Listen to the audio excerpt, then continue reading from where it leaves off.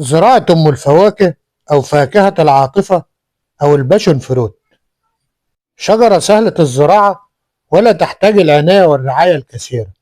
تزرع من البذور وتزرع من الشتلات الجاهزة، ومذاقها مزيج بين المانجا والأناناس والبرتقان والجوافة.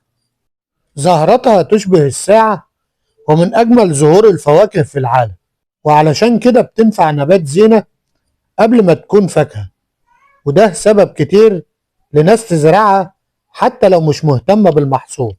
وجذورها غير عميقة، تنفع تتزرع في البيت أو في السطح أو في البلكونة، سواء في برميل أو في جردل غويط.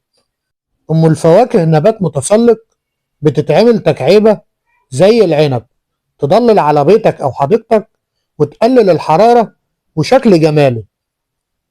تنفع تتزرع من بذور، من بذرة من ثمرة ناضجة، وبتثمر وتنتج بعد السنة الأولى من الزراعة.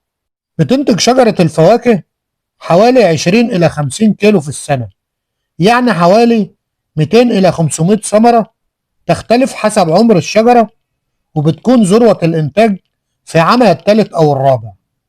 تزرع في الربيع سواء من البذور أو من الشتلات. ولو عندك سطح أو بلكونة، أم الفواكه هي الاختيار الذكي، ظل وجمال ومحصول.